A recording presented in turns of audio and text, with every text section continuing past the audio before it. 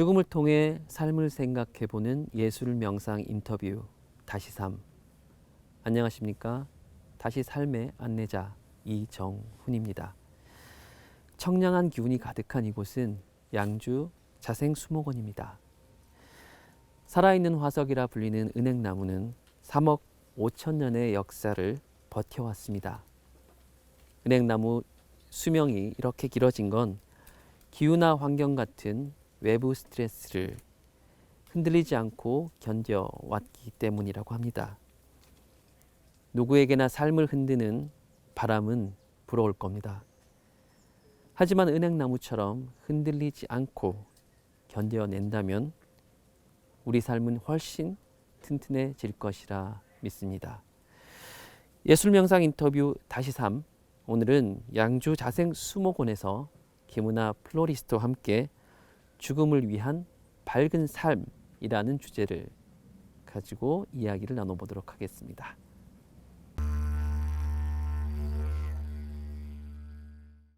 선생님 안녕하십니까? 네, 반갑습니다. 네, 안녕하세요. 네, 자생수목원이라 해서 왔는데 가을에 수목원 너무 잘 어울리는 것 같습니다. 네. 네. 선생님 제가 오면서 보니까 이 꽃이 놓여져 있는데 네. 알듯 말듯 하거든요. 아, 네. 네, 좀 설명 좀 부탁드릴게요. 화사해서 너무. 아, 네. 너무 예쁜데요. 우리가 네. 가을에 흔히 볼 수 있는 이제 노란 국화가 곳곳에 있습니다. 네, 오늘처럼 이렇게 조금 추워서 움츠러들기 쉬운 계절에 정말 따뜻한 그런 태양빛과 같은 노란 국화가 있어서 너무 좋습니다. 네, 이렇게 꽃이 딱 놓여 있으니까 네. 가을이 훨씬 더 사는 것 같아요. 네, 네. 꽃의 힘이라는 게 그런 게 아닌가 싶고요. 네. 네, 오늘 인터뷰 이제 진행해야 되는데 좀 지나온 시간들이 조금 네. 예상치 못했던 이런 부분들이 좀 있어서 질문을 몇 개 좀 드려봐야 될 것 같아요. 네. 원래 플로리스트를 하기 위해서 전공이 이제 꽃이라고 생각을 했는데 그게 네. 아니시고 영어 영문이세요, 전공이. 네. 그리고 30살까지는 그냥 평범한 직장인으로 사셨고요. 네. 네, 이 이후에 플로리스트라는 직업을 갖게 되신 것 같은데 이 계기가 참 궁금하거든요. 네, 저희가 한 10년 동안은 일반 직장 생활을 했는데요. 이직이 굉장히 심했고 마치 나와 맞지 않는 옷을 입은 것처럼 좀 많이 불편하던 그런 시간이 많이 길었어요. 그런데 좀 어떻게 하면 좀 행복감을 찾을 수 있을까 하고 취미로 꽃을 하다가 너무 이제 행복감이 젖어서 아, 내가 꽃과 관련된 일을 하면 조금 더 행복한 삶을 살 수 있지 않을까? 그런 마음이 들어서 이제 플로리스트라는 직업을 갖게 됐죠. 제가 잠시 사전에 저희가 얘기를 나누면서 네. 회사를 이제 그만두시고 꽃 공부를 하기 위해서 갑자기 또 외국에 나가서 공부를 하고 들어오신 걸로 알고 있는데요. 네. 결심이 쉽지 않았을 것 같은데 그 네. 부분에 대해서 얘기 조금 부탁드려도 될까요? 네, 일단 제가 30살에 유학을 가기로 결심을 했는데, 보통 이제 한국에서는 30이면 보통 여자가 결혼을 하고 좀 안정을 갖는 그런 시기이다 보니까 저희 부모님도 그렇고 다 반대를 많이 했습니다. 그래서 저도 조금 갈등이 있긴 했는데, 제가 그때 느꼈던 것은 어떤 인생에 정해져 있는 길이 있다라기보다 그러니까 인생에 정답은 없고 내가 원하는 길을 만들어가는 것이 하나의 정답이 될 수 있겠다. 그런 마음의 움직임이 있어서 과감하게 결정을 했죠. 네. 아마 저도 유학 경험이 있다 보니까 네. 쉽지 않은 또 시간이었을 것 같은데 어쨌든 지금 플로리스트로서 또 멋지게 활약하고 계시니까 보기 좋습니다. 감사합니다. 네, 이제 죽음에 대한 이야기를 조금 나눠보고 싶습니다. 네. 우선은 개인적으로 우리 선생님께서 죽음이란 사건을 좀 가까이 경험하신 적이 있으신지 살아오시면서 그런 경험이 있다면 짧게 한마디 부탁드려도 되겠습니까? 네, 가까이서 죽음을 맞이했던 적은 한 몇 년 전에 그 뜻밖의 친구의 죽음을 맞이하게 됐는데요.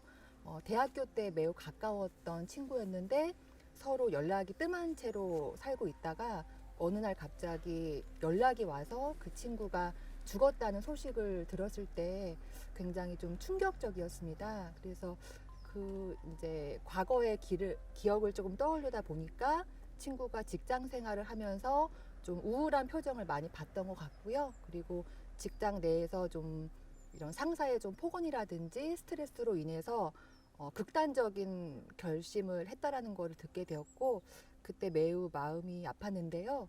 좀 친구를 이제 기억하면서 옛날 앨범을 보다 보니까 한 10년 전에 그 친구랑 저랑 교정에서 같이 찍은 사진이 있더라고요.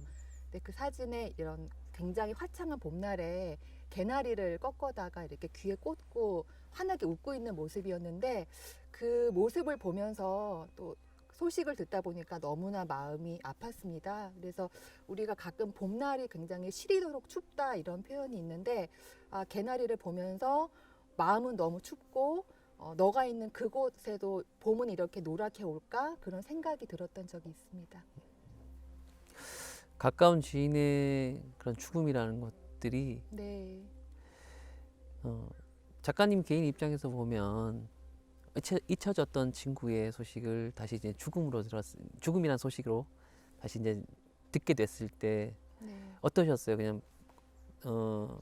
순간적인 어떤 충격이 오셨던 건지 아니면 어떤 그 죽음이라는 어떤 이야기가 서서히 어떻게 작가님의 어떤 뭐라고 할까요? 삶에서 계속 뭔가를 되묻게 했던 그런 사건이 됐었던 건지 좀 네. 궁금합니다. 네. 사실은 제가 일을 하고 있다가 그 소식을 들었을 때는 충격적이라기보다는 굉장히 멍하더라고요. 멍하면서 그 친구를 계속 회상하면서 죽음이란 무엇인가에 대해서 점점 깊게 생각을 하게 되었고요. 그래서 그런 이제 죽음에 관한 소식을 살면서 점점 접하다 보니까 죽음이 좀 멀리 동떨어진 것이라고 느꼈다가도 어느 순간 우리 일상에 늘 있는 것이 죽음이다 이런 생각이 들기도 했습니다. 질문을 하나만 더 해볼게요. 죽음에 관련된 것. 네. 사실은 이 질문 순서의 뒤에 있는 건데요. 좀 앞당겨서 한번 해보도록 하겠습니다. 플로리스트로서 작업을 할 때 죽음과 관련된 꽃을 네.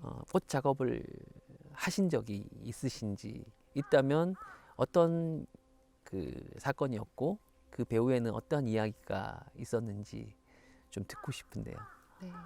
그 우리나라에서 죽음, 그러니까 장례식과 관련된 이런 꽃장식은 조금 정형화되어 있기는 한데요.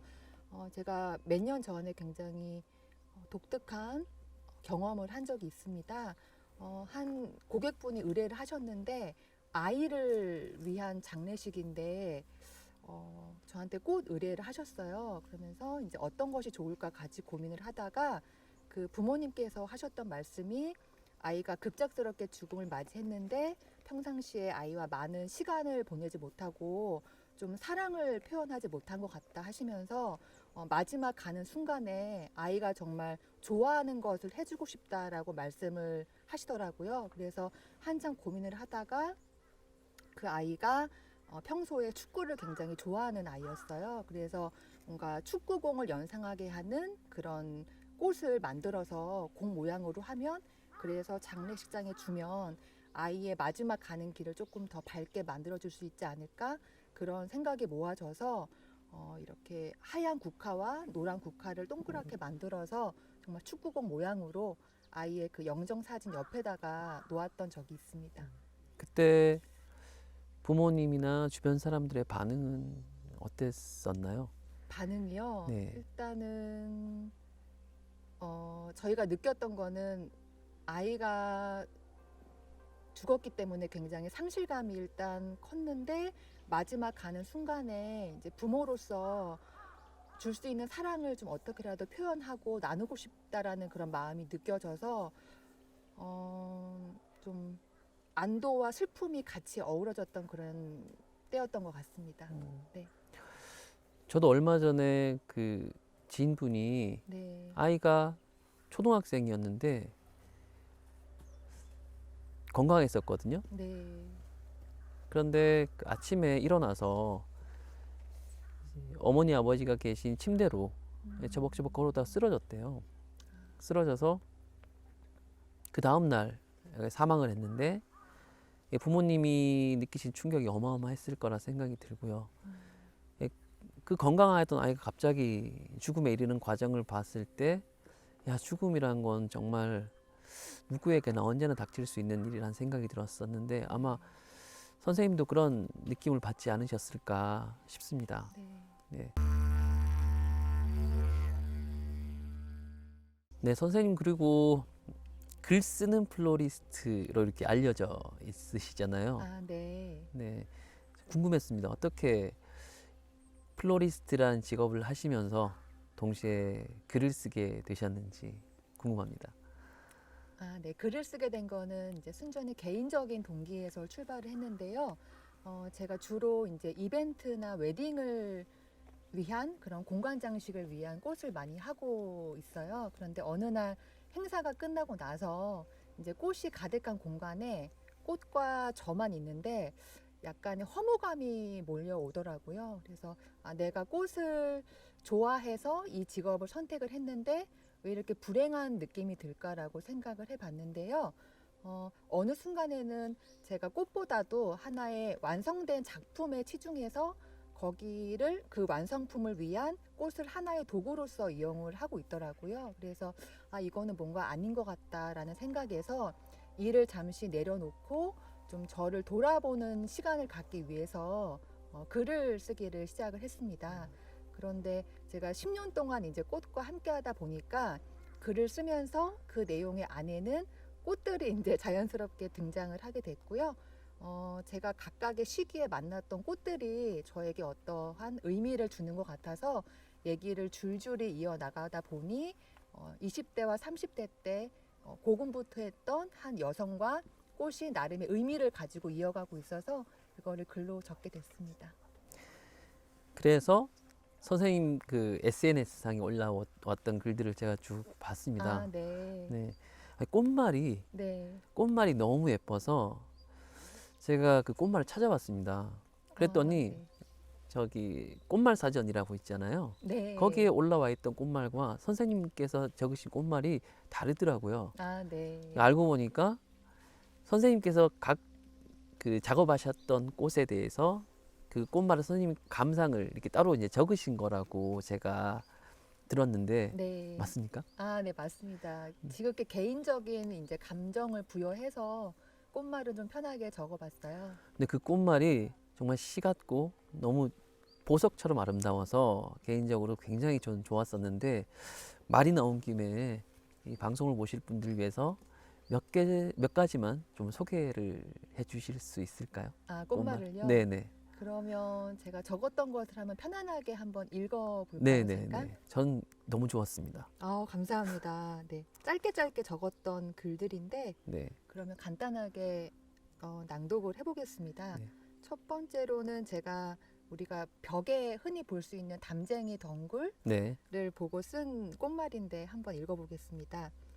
제목은 말단 사원과 담쟁이 덩굴이고요. 연두빛 작은 손바닥, 여리고 단조롭고 애쓰는 손짓이 벽 하나를 아장아장 넘어가네. 구붓하게 휘어지고 휘어지는 줄기, 그 지난한 행로 속에 내 더딘 하루가 있네. 푸른 손을 흔들며 토닥이네. 있잖아, 작은 하루를 살아내는 건 저 벽보다도 어마어마한 일이라고. 네, 이런 내용의 꽃말을 적었던 적이 있습니다. 그 직장 사원과 네, 담쟁이 덩굴과 네. 너무 잘 어울리는 것 같아요. 꽃말을 아, 들으니까. 감사합니다. 네, 큰 공감이 되고요. 하나만 더 소개해 주실 수 있나요, 혹시? 하나만 더 해볼까요? 네네. 그러면 다음 편은 제가 봄에 흔히 볼 수 있는 그 봄의 수선화를 네네. 보고 쓴 꽃말인데요. 한번 읽어보겠습니다. 꼭꼭 묻어둔 꿈, 새싹의 기지개를 펴고 줄기와 가지로 올라 꽃망울을 맺었네. 봄은 그렇게 먼 길을 돌아서 온다. 이런 내용입니다. 정말 너무너무 좋고요. 사람들이 아마 지금 글을 쓰시면서 계속 이렇게 꽃에 대한 꽃말을 쓰시잖아요. 이거 네. 모아도 그냥 책 한 권 될 것 같아요. 네, 감사합니다. 네, 꼭 좋은 책으로도 만나봤으면 좋겠고요.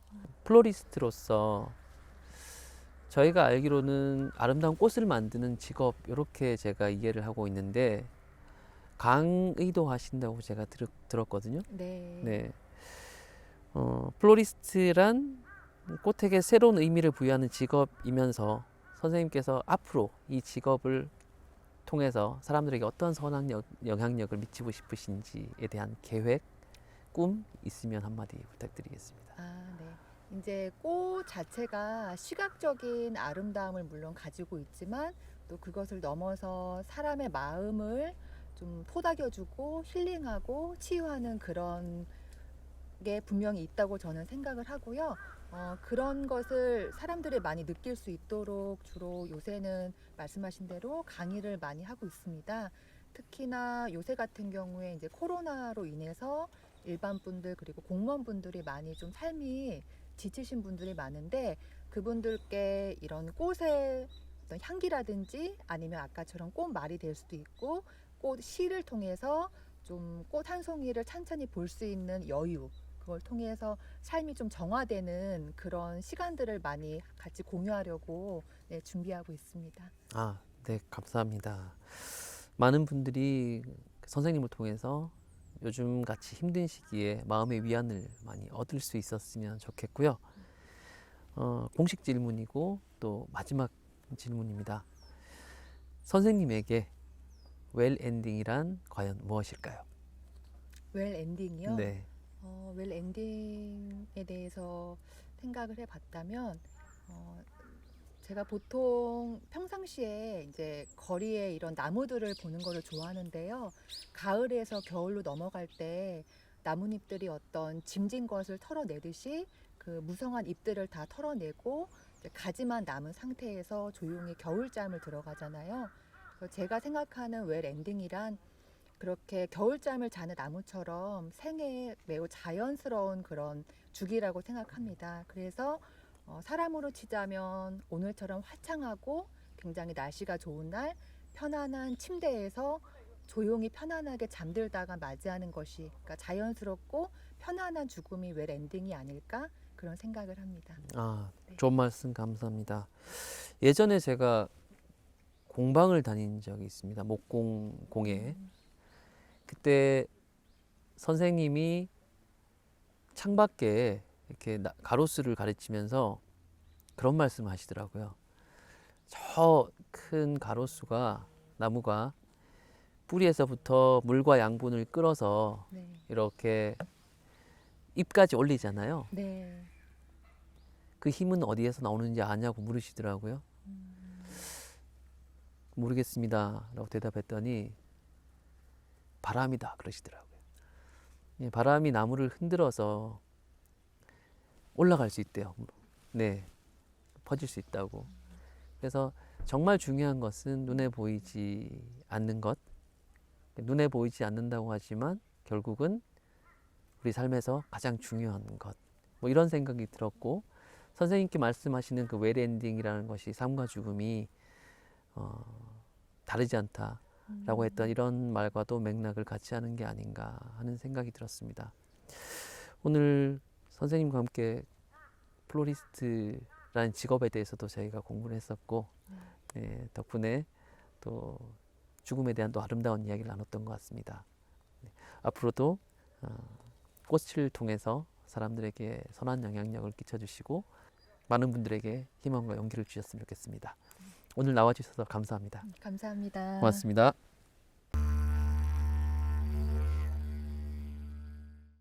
꽃 하나를 피우기까지 흙을 고르고 씨를 뿌리고 물을 주고 많은 정성이 필요합니다. 내 삶을 꽃 피우고 싶다면 먼저 나를 위한 정성과 노력이 필요할 것 같습니다. 죽음을 통해 삶을 돌아보는 예술 명상 인터뷰 다시 삶. 오늘은 여기서 마치겠습니다.